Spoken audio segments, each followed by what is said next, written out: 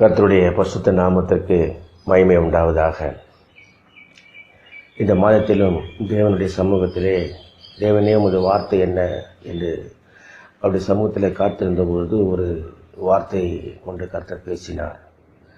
சங்கீதம் 86 5ஆம் வசனத்திலே அந்த வார்த்தை காணப்படுகிறது.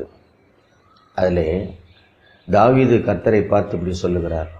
அது என்னவென்றால், ஆண்டவரே, நீர் நல்லவரும் நீர் மன்னிக்கிறவரும் உம்மை நோக்கி கூப்பிடுகிற யாவர் மேலும் கிருபை மிகுந்தவருமாய் இருக்கிறீர் என்று தாவீது கர்த்தரை பார்த்து சொல்லுகிற இந்த வார்த்தையை தான் இந்த மாதத்திலே நாம் தொடர்ந்து தியானிக்கிற சில பகுதிகளாக இருக்கும். நம்முடைய தேவன் எப்படிப்பட்டவர் என்று சொன்னால், அவரை நோக்கி கூப்பிடுகிற யாவர் மேலும் கிருபை மிகுந்தவருமாய் இருக்கிறார். ஆம், தேவனுடைய கிருபை என்பது விலையேறப்பெற்றது. அது காணப்படவே முடியாது. அது தேவனால் கொடுக்கப்படுகிறதான ஒரு மிக முக்கியமான ஒரு ஈவு, விலை உயர்ந்த ஒரு ஈவு என்று சொல்லலாம். தகுதி இல்லாதவர்களுக்கு தேவன் பாராட்டுகிற அன்புதான் கிருபை என்பது பொருள். தேவன் எப்படிப்பட்டவர் என்று சொன்னால், தமது கிருபையை தமது பிள்ளைகளுக்கு கொடுக்க வல்லமையுள்ள தேவனாயிருக்கிறார். கர்த்தருடைய பிள்ளைகளாகிய உங்களை பார்த்து சொல்லுகிறேன், உங்களுடைய வாழ்க்கையிலே எப்படிப்பட்ட நெருக்கங்கள், சோதனைகள், தோல்விகள், பாடுகள், பிரச்சனைகள், கலக்கங்கள், கண்ணீர் இவை யாவும் காணப்பட்டாலும் நீங்கள் கர்த்தரை நோக்கி கூப்பிடும் பொழுது கர்த்தர் அளவில்லாமல் தமது கிருபையை கொடுக்க சித்தமுள்ளவராயிருக்கிறார். ஆகவே தான் சங்கீதக்காரன் அப்படி சொன்னார், உம்மை நோக்கி கூப்பிடுகிற யாவருக்கும் நீர் கிருபை உள்ள ஒரு தேவனாயிருக்கிறீர். தேவனுடைய கிருபை இல்லாவிட்டால் நாம் இந்த உலகத்தில் வாழ முடியாது. தேவனுடைய கிருபை அது மிகவும் விலையேறப்பெற்றது என்று நான் உங்களுக்கு மறுபடியும் சொல்லுகிறேன். ஏனென்றால் நம்முடைய தகுதியை பார்த்து கர்த்தர் தமது கிருபையை கொடுக்கிறவர் அல்ல. ஆனால் தமது அன்பை விளங்க பண்ணும்படியாய் தேவ அன்பு, இதற்கு மத்தியில் தேவ அன்பு என்று ஒன்று இருப்பதினாலே தான் தமது விலையேறப்பெற்ற கிருபையை நம்மேல் அவர் இரக்கங்களாக அவர் செலுத்தி கொண்டு வருகிறார். இந்த மாதத்திலே கர்த்தர் தமது கிருபையினாலே உங்களை பாதுகாக்க அவர் வல்லமையுள்ளவராக இருக்கிறார். அவர் தமது கிருபையினாலே உங்களை ரட்சிப்பதற்கு, உங்களை குணமாக்குவதற்கு, உங்களுடைய எல்லா விதமான கட்டுகளிலிருந்தும் விடுவிப்பதற்கு அவருடைய கிருபை போதுமானதாய் இருக்கிறது. வேதத்தில் இதை குறித்து பல காரியங்களை நாம் வாசித்தாலும் இந்த தேவனுடைய கிருபை என்பது எபேசியர் 2ஆம் அதிகாரம் 8ஆம் வசனத்தில் வாசிக்கும்போது கர்த்தருடைய வசனம் இப்படி சொல்லுகிறது. அது என்னவென்றால், கிருபையினாலே விசுவாசத்தை கொண்டு ரட்சிக்கப்பட்டீர்கள், இது உங்களால் உண்டானதல்ல, இது தேவனுடைய ஈவு. தேவனுடைய ஈவினாலே நாம் ரட்சிக்கப்பட்டு நாம் இன்றைக்கு பாதுகாக்கப்படுகிறோம். அப்போ தேவன் இன்றைக்கு தமது பிள்ளைகளை ரட்சிக்கிறார் என்று சொன்னால், இது நம்மால் உண்டானதல்ல, இது எந்த மனுஷராலும் உண்டானதல்ல, இது தேவனாலே உண்டான ஒரு மிகப்பெரிய ஒரு இரக்கம் என்று சொல்ல வேண்டும். மட்டுமல்ல, நாம் பாதுகாக்கப்படுவது கூட தேவனுடைய கிருபையாக இருக்கிறது.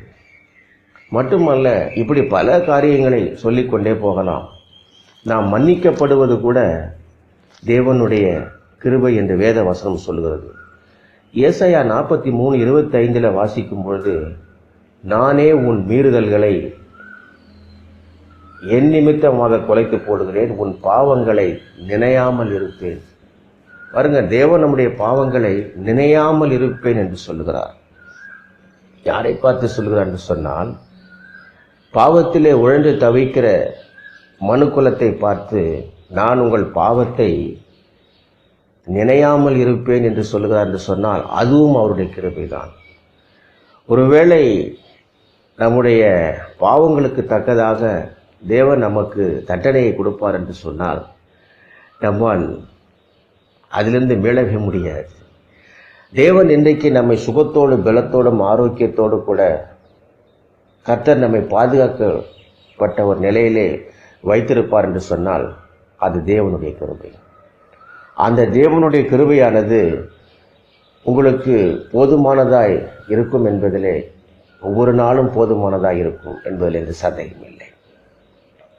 இந்த நாளிலே ஒரு குறிப்பிட்ட ஒரு பகுதியை உங்களுக்கு சொல்லும்படியாய் விரும்புகிறேன். வேதத்திலே கிருபை பெற்ற ஒரு மனிதன் ஒருவர் உண்டு. அவர்தான் நோவா. இதை நீங்கள் வாசித்தால் ஆதியாகம புஸ்தகத்திலே 6ஆம் அதிகாரத்திலே அங்கே கர்த்தருடைய வார்த்தை இப்படி சொல்லுகிறது. நோவாவுக்கோ கர்த்தருடைய கண்களில் கிருபை கிடைத்தது என்று வேதத்திலே வாசிக்கிறோம். ஆதியாகமம் 6ஆம் அதிகாரம் 8ஆம் வசனம். ஏன் கிருபை கிடைத்தது என்று சொன்னால் அதிலே நீங்கள் வாசித்தால் 5 முதல் 7 வரை உள்ள வசனங்களை நீங்கள் வாசித்தால் எந்த சூழ்நிலையிலே தேவன் அவனுக்கு கிருபை கொடுத்தார் என்றால், தேவனால் சிருஷ்டிக்கப்பட்ட இந்த உலகமானது பாவத்தினாலும் அக்கிரமத்தினாலும் பெருகின பொழுது அதிலே சொல்லப்படுது வசனம், அக்கிரமம் பூமியிலே பெருகினது, அவனுடைய இருதயத்து நினைவுகள் எல்லாம் நித்தமும் பொல்லாததாய் இருக்கிறது என்று தேவன் கண்டு அதற்காக தேவனுடைய இருதயம் விசனப்பட்டது என்று வேதத்தில் சொல்லப்படுது. ஆகவே அவர் என்ன செய்தார் என்று சொன்னால், தான் சிருஷ்டித்த மனுஷனை பூமியின் மேல் வைக்காமல் அவனும் அவனை சார்ந்த எல்லா விலங்குகளையும் மிருகங்களையும் அவர் நிக்கிரகம் பண்ணுகிறார். அதாவது அந்த உலகத்தை அழிப்பதற்காக கடந்து வருகிற சம்பவத்தை அங்கே வாசிக்கிறோம். ஏனென்று சொன்னால், மனுஷனுடைய அக்கிரமம் பூமியிலே பெருகினது என்று வேதத்திலே சொல்லப்படுகிறது. தேவனால் உருவாக்கப்பட்ட மனுஷன் தேவனுடைய சாயலிலே உருவாக்கப்பட்ட மனுஷன் தேவனை வெளிப்படுத்துவான் என்றுதான் தேவனுடைய எண்ணமாய் இருக்கிறது. ஆனால் இங்கே பார்த்தால் மனுஷனுடைய அக்கிரமம் தேவனுடைய இருதயத்திற்கு விசனத்தை ஏற்படுத்துகிற அளவுக்கு அது மிகுந்த பொல்லாப்பை கொண்டு வந்தது என்று வேதத்தில் வாசிக்கிறோம். இவர்களெல்லாம் யார் என்று சொன்னால், தேவனுடைய சிருஷ்டிப்பின் வல்லமையினாலே உருவாக்கப்பட்டவர்கள் தான். ஆனால் இவளை குறித்து நாம் பார்க்கும் பொழுது அக்கிரமத்தின் மிகுதியும் அது மாத்திரமல்ல பாவத்தின் நிமித்தமாகவும் தேவன் கொடுத்த சந்தர்ப்பங்கள் எல்லாம் அவர்கள் இழந்தவர்களாய் காணப்பட்ட நிலையிலே அந்த பூமியை அழிக்கும்படியாய் தேவன் சித்தம் கொள்ளும் பொழுது ஒரு மனிதனை பார்க்கிறார். அவர்தான் நோவா. அவ்வளவு பெரிய அக்கிரமம் நிறைந்த பூமியிலே, அக்கிரமம் நிறைந்த உலகத்திலே ஒரு மனிதன் இருக்கிறார். அவன் எப்படிப்பட்டவன் என்று சொன்னால் அடுத்த வசனம் சொல்லுது பாருங்க. நோவாவுக்கோ கர்த்தருடைய கண்களில் கிருபை கிடைத்தது. நோவா தன் காலத்தில் இருந்தவர்களுக்குள்ளே நீதிமானும் உத்தமனுமாயிருந்தான். நோவா தேவனோடே சஞ்சரித்து கொண்டிருந்தான் என்று வேதத்தில் வாசிக்கிறோம். தேவன் எப்படிப்பட்டவர் என்று சொன்னால், தம்மோடு கூட சஞ்சரிக்கிற ஒரு கூட்டத்தை எதிர்பார்க்கிறார். இப்படிப்பட்ட உலகத்திலே ஏன் நோவாவே அழிக்கலாமே என்றால் அங்குதான் ஒரு கேள்விக்குறி வருகிறது. ஒரு குறிப்பிட்ட ஒரு மனிதனையும் அவனுடைய குடும்பத்தையும் தேவன் அழிக்கவில்லை. ஏன் என்றால் அவனுக்கு தேவனுடைய சுபாவங்கள், தேவன் எதிர்பார்க்கிற சுபாவங்கள் அவனுக்குள் இருந்தது. அவன் அப்படிப்பட்ட அந்த பாவம் நிறைந்த சூழ்நிலையிலே அவன் பாவம் செய்யவில்லை என்று வேதம் சொல்லுகிறது. ஆகவேதான் தன் காலத்தில் இருந்தவர்களுக்குள்ளே அவன் நீதிமானாயிருந்தான். நீதிமானாய் மாத்திரமல்ல, உத்தமனாயிருந்தான். அது மாத்திரமல்ல, தேவனோடு கூட சஞ்சரித்தவனாயிருந்தான். தேவனோடு கூட சஞ்சரிக்கிற வாழ்க்கை என்பது ஒரு மிக முக்கியமான ஒரு வாழ்க்கை. தேவனோடு கூட அவன் காணப்படுகிறதான ஒரு நிலை. அவனையும் தேவனையும் எந்த சூழ்நிலையிலும் பிரிக்க முடியாது. அதுதான் தேவனோடு கூட சஞ்சரிக்கிற ஒரு நிலை. தேவனுடைய அவன் ஒரு நாடி துடிப்பாக வாழ்ந்த ஒரு மனிதர் தான் நோவா. ஆகவே கர்த்தர் இந்த மனிதனையும் இந்த குடும்பத்தையும் அழிக்கவில்லை. காரணம் என்னவென்று சொன்னால், தேவன் எதிர்பார்த்த குணாதிசயங்கள் நோவாவுக்குள் இருந்தபடினாலே கர்த்தர் நோவாவை மாத்திரமல்ல, அவன் குடும்பத்தையும் அவனது உடைமைகளையும் காப்பாற்றினார். உலகமே மிகப்பெரிய பேரழிவுக்குண்டாக போய்கொண்டிருக்கிறதான வேளையிலே ஒரு மனிதனை மாத்திரம் பாதுகாக்கப்படுவது அது மிகப்பெரிய விஷயம். அவனுக்கு எந்த சேதமும் ஏற்படாமல், அவனது உடைமைகளுக்கு எந்த விதமான பாதிப்பும் ஏற்படாமல் அவனை மாத்திரம் கர்த்தர் பாதுகாத்து தன்னுடைய வலைகளுக்குள்ளே அவனை வைத்து தமது சிறகுகளின்குள்ளே அவனை மறைத்து மூடி பாதுகாத்து அவரை உண்மையாக தேவன் தமது வல்லமையை விளங்க பண்ணினார். காரணம் என்ன? அவன் நீதிமானாயிருந்தான். அவன் பாவம் செய்யவில்லை, பாவத்தோடு கூட ஒத்து போகவில்லை, பாவத்துக்கு அடிமையாகவில்லை. ஏனென்றால் அவனுக்கு ஒரு உணர்வு இருந்தது. அது என்ன உணர்வு என்றால், என்னை காண்கிற தேவனுக்கு முன்பதாய் நான் உண்மையும் உத்தமமாய் இருக்க வேண்டும். தேவன் என்னை காண்கிறார், தேவன் என்னுடைய நடவடிக்கைகளை கர்த்தர் காண்கிறார் என்று சொல்லி அந்த பாவம் பெருகின இடத்திலே அவன் மனதானது அந்த பாவத்தை நோக்கி செல்லாமல் தேவனை நோக்கி காணப்பட்டது. அவன் நீதியை வெளிப்படுத்துகிறவனாயிருந்தான்.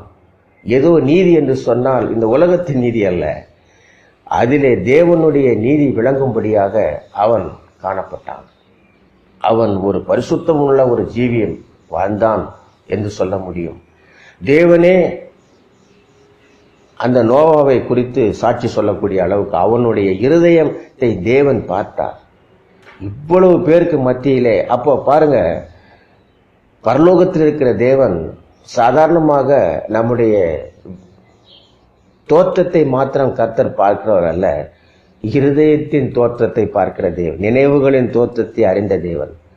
ஆகவே அந்த நோவாவுக்கு எந்த பாதிப்பும் ஏற்படவில்லை. காரணம் என்னவென்றால், தேவனுடைய கிருபை அவன் மேல் பொழிந்தருளப்பட்டது.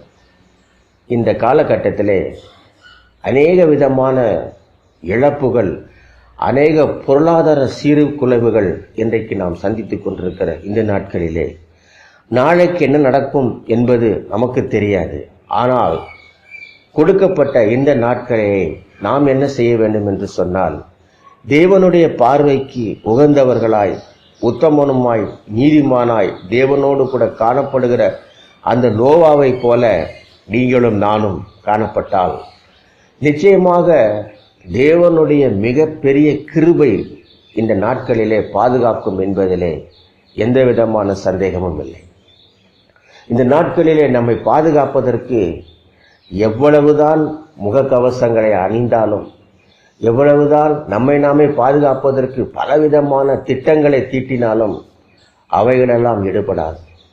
ஆனால் இந்த நாட்களிலே, இந்த பொல்லாத நாட்களிலே, நாம் இந்த உலகமானது பயங்கரமான ஒரு அழிவுக்குள்ளாக காணப்படுகிறதான நாட்களிலே உங்களையும் உங்கள் குடும்பத்தையும் பாதுகாக்கப்படுவதற்கு இந்த மாதத்திலே தேவன் எதிர்பார்க்கிற விஷயம் என்னவென்றால், நோவாவை போல தேவனோடு கூட சஞ்சரிக்கிறவர்களாக, உங்களுடைய எல்லா சூழ்நிலையிலும் நீதிமான்களாய், உத்தமர்களாய் நாம் இருக்க வேண்டும். எல்லா நிலையிலும் தேவனுடைய நீதியை வெளிப்படுத்துவர்களாக இருக்க வேண்டும். தேவனுடைய நீதி என்பது என்ன? தேவன் சொன்ன கட்டளைகளை நாம் கை கொள்ளுகிறவர்களாக இருக்க வேண்டும். எந்த சூழ்நிலையிலும் அவருடைய பிரமாணங்களை விட்டு விலகவே கூடாது. உன் சத்துருக்களை சிநேகிப்பாயாக என்று கர்த்தர் சொல்லியிருப்பார் என்று சொன்னால் அந்த பிரமாணத்தை நாம் கை கொள்ளுகிறோமா என்பதை தேவன் பார்ப்பார். ஏதோ நாம் சிநேகிதர்களை சிநேகிப்பது ஒரு பெரிய விஷயம் அல்ல. உனக்கு சத்துருக்களை நீ சிநேகிக்க வேண்டும். அது மாத்திரமல்ல, ஒரு பகைவரும் இல்லாதவர்களாய் நாம் காணப்பட வேண்டும். தேவனுடைய நீதி என்பது எல்லாரையும் நேசிக்கிறவர்களாய் காணப்பட வேண்டும். ஆகவேதான் யாவரோடும் சமாதானமாயிருங்கள் என்று வேத வசனம் சொல்லுகிறது. ஏதோ எனக்கு பிடித்தவன் பிடிக்காதவன் என்று சொல்லி நாம் அப்படி காணப்பட்டால் அது தேவனுடைய நீதியை நிறைவேற்றுகிற ஒரு நிலவரத்திலே இல்லை. எல்லா சூழ்நிலையிலும் நாம் எப்படிப்பட்டவர்களாய் காணப்பட வேண்டும் என்று சொன்னால், வேதம் நமக்கு கற்பித்த அந்த கட்டளைகளின்படி நாம் தேவனை அப்படி நாம் ஆராதிக்க வேண்டும். தேவனுக்கு முன்பதாக நாம் நம்மை தகுதிப்படுத்திக் கொள்ள வேண்டும். நோவாவின் தகுதி இந்த உலகத்திற்கு பைத்தியமாய் இருக்கலாம். ஆனால் நோவாவின் தகுதி தேவனால் அது பாராட்டப்பட்ட ஒன்றாய் காணப்பட்டது.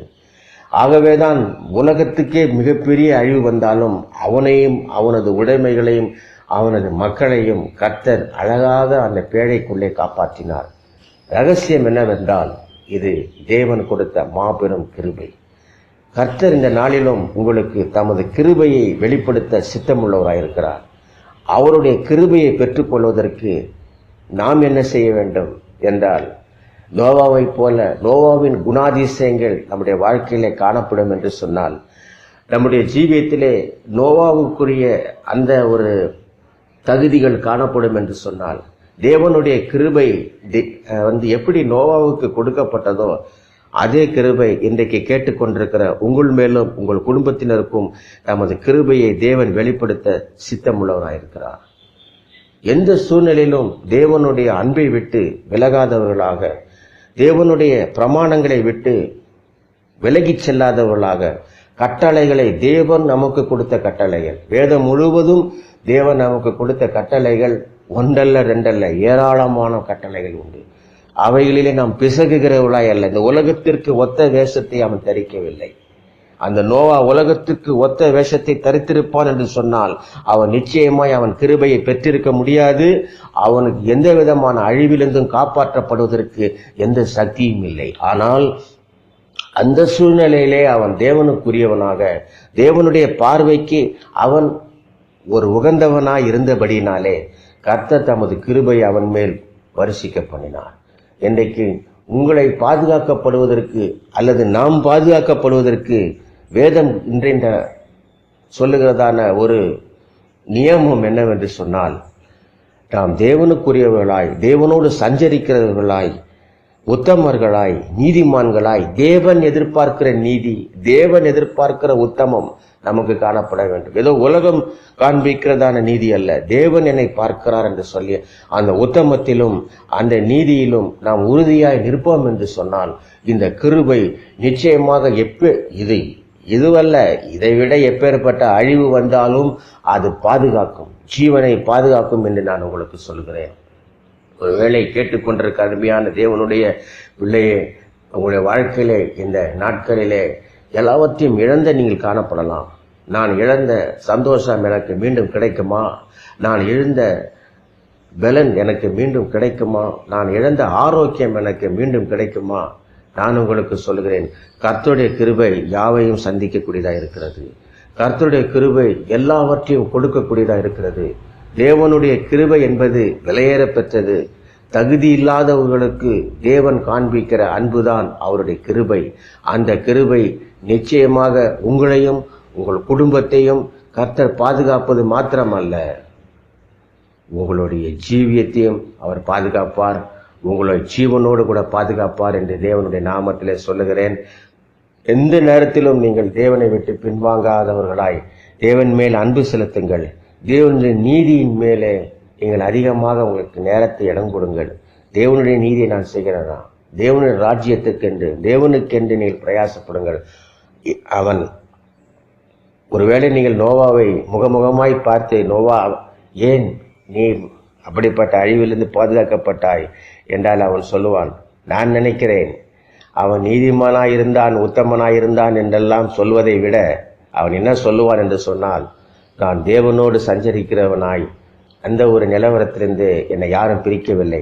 எனக்கு குடும்பம் இருந்தது, குட்டி இருந்தது, எனக்கு எல்லா விதமான சூழ்நிலை இருந்தது, பொறுப்புகள் இருந்தது, கடமைகள் இருந்தது. ஆனால் எல்லாவற்றுக்கும் மத்தியிலே வேதம் கொடுக்கிற சாட்சி என்ன தெரியுமா?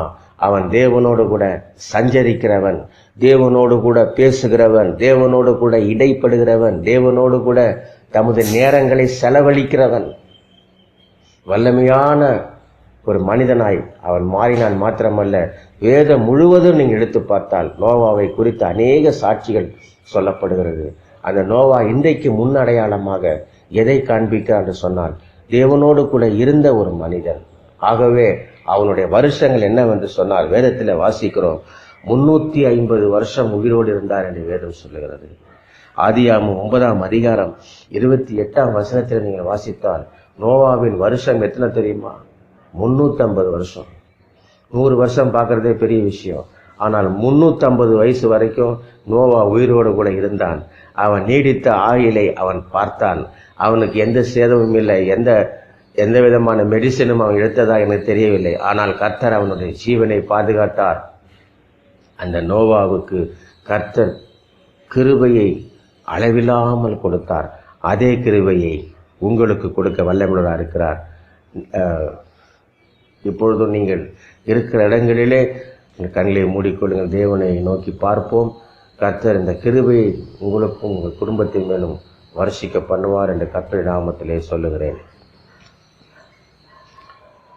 அன்புள்ள நல்ல ஆண்டவரே, இந்த நாளுக்காக ஸ்தோத்திரம்.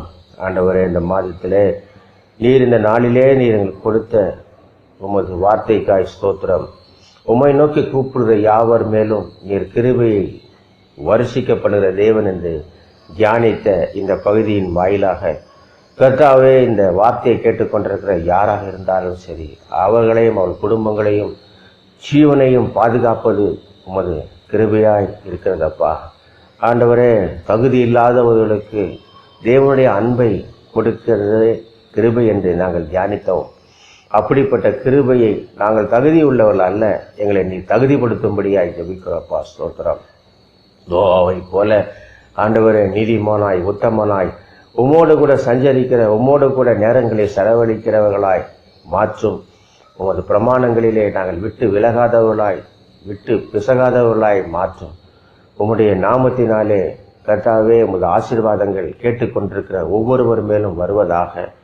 அவர்களையும் அவர்கள் தொழில்களையும் அவர்களுடைய கடமை அவர்களுடைய வேலைகளையும் உத்தரவாதங்களையும் நீர் ஆசீர்வதியும் கர்த்தாவே. ஆண்டவரே, அவருடைய குடும்பங்களிலே காணப்படுவதான சகல சாபங்களும் நீங்கட்டும், சகல விதமான தேவைகளும் சந்திக்கப்படட்டும், ஆசீர்வாதங்கள் பெருகட்டும் கர்த்தாவே. தாழ்த்தி எங்களை உமது கரங்களிலே ஒப்புக் கொடுக்கிறோம் கர்த்தாவே. மீட்பர் இயேசு நாமத்தில் ஜெபிக்கிற எங்கள் நல்ல பிதாவே, ஆமென். தேவனுடைய கிருபை உங்களை அளவில்லாமல் பாதுகாத்து உங்களை ஆசீர்வதிக்கும். God bless you.